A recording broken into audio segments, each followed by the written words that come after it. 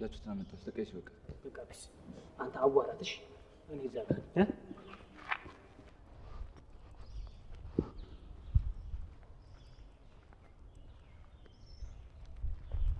ቃንዲ ለራስ ኪንጎ አታድክመኝ፣ ልቀቀኝ፣ ልሂድበት።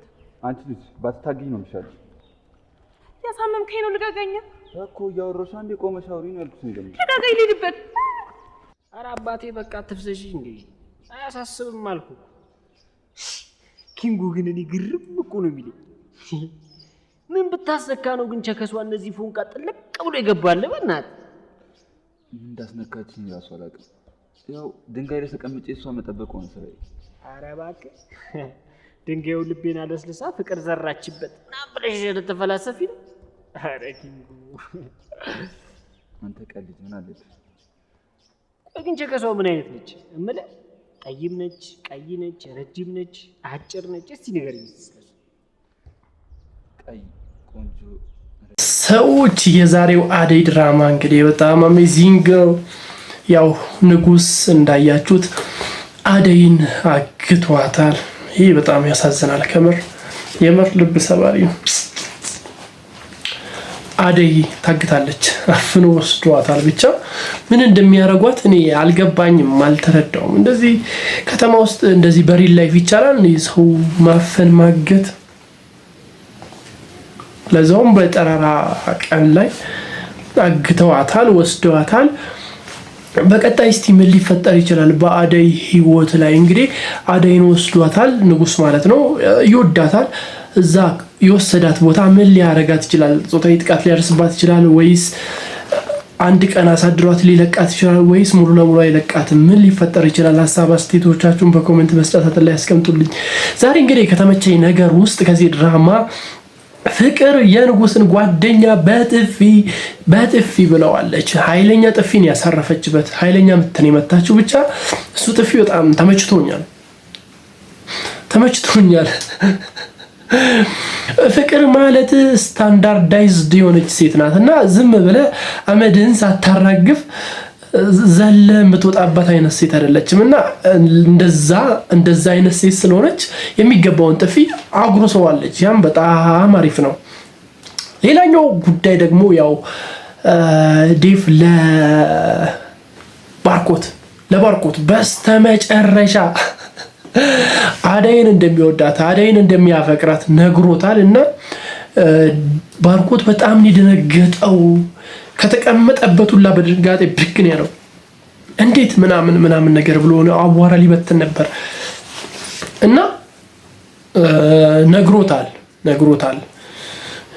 ዴቭ ለባርኮት ነግሮታል አደይን እንደሚያፈቅራት አደይን እንደሚወዳት እቅጩን ቁጭ አድርጎለታል እና ባርኮት በጣም የተናደደው በዚህ ነገር። ምክንያቱም ይወዳታል እና ታዲያ ነገርካት ምናምን ሲሉ ነበር። አሁን ነግሬያታለሁ ግን እንደዚህ በቀላል የምትበላ አይነት ልጅ አይደለችም ብሎታል። ብቻ ግን ያው እንደዚህ ከሆነማ እኔ ምድል ይኖረኛል ሲል እያሰበ ነበር ባርኮት እና ባርኮት ይህን ነገር በማወቁ በጣም የተናደደው ተበሳጭቷል። ከምር እውነት ለመናገር እንደውም እኮ መጨረሻ ላይ ወደ ገጠር ልሄድ ነው ምናምን ስራ ምናምን ብሎ ከአደይ ለመሸሽ ሲል ወደ ገጠር ልሄድ ነው ብሎ ወጥቷል እና እየሸሻቸው ነው።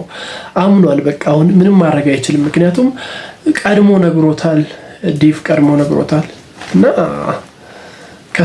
ከሱ ለመንጠቅ ለመውሰድም አይሆንም። እንዴት ይደረጋል? ብቻ እየሸሸ ነው። አሁን ያለው አማራጭ ያ ነው፣ ከአደይ መሸሽ ነው። ዴቭ ደግሞ ያው ዛሬ ሲጠይቃት ነበር አደይን ድጋሜ እኔ በጣም አፈቅርሻለሁ፣ ፍቅሬን ተቀበይኝ ሲላት ነበረ። አደይም በር ዘግታ ነበረ እየሰማችው የነበረች የሚያወራውን ነገር ከበር ባሻገር ሆና ትሰማው ነበር። በሩን ሁላ አልከፈተችለትም። ለፍቅር ይመጣሉ ሂድ ከዚህ ምናምን ስትለው ነበር። ብቻ እንግዲህ ዴቭ ተስፋ አይቆርጥም። የራሱ ሳያሳምናት የሚተው አይነት ሰው አይደለም። ሌላኛው ጉድ ደግሞ ምንድናት? ሊዲያ በጣም የምትገርም አይነት ሰው ናት። ሽሮ እንኳን ችላ አሰራም። ሽሮ የሰው አስተሳሰብ ያቀነጭራል ምናምን ብላ ታስባለች። ሽሮ የማትሰራ ሴትየው 10 አይነት ወሬ ታወራለች። ብቻ ዛሬ ኤላ ጋር ሄዳ እኮ እኔ እዚህ ነው ማድረው ምናምን ነገር ስትለው እዚህ ለማደር ከፈለግሽ እስቲ ሙያሽ ይታይ፣ ሽሮ ስሪ፣ እኔ እርቦኛል፣ የሚበላ ነገር የለም ምናምን ነገር ብሏት ነበርና ወይ ፍቅር ትምጣና ወይ አደይ ትምጣና ትስራ ምናምን ሲል እኔ እሰራለሁ ምናምን ብላ እንደወንድ ዘላ ገባች ወደ ኩሽና ማለት ነው። ዘላን የገባችው በቃ የሆነ ጀግና አጫወታት። ሽንኩርቱን አምጥታ ገንድሳ ነው የጣለችው። ብቻ የሊዱ የሽሮ አሰራር ገርሞኛል። አቃጥሏት አይኗን ለጥልጧት አይኗን ስታሽ ነበር። ያው ከዛም በኋላ ኤላ የተወሰነ ተናግሯታል። እንዴት መስራታችን ሴት አይደለሽ እንዴ? በኋላ እኮ ትዳር የሚባል ነገር ይመጣል፣ ያኔ ልጆችሽ ምን ታብያለሽ ሲላት እሷ ጨራሽ ሼፍ አለ አትልም።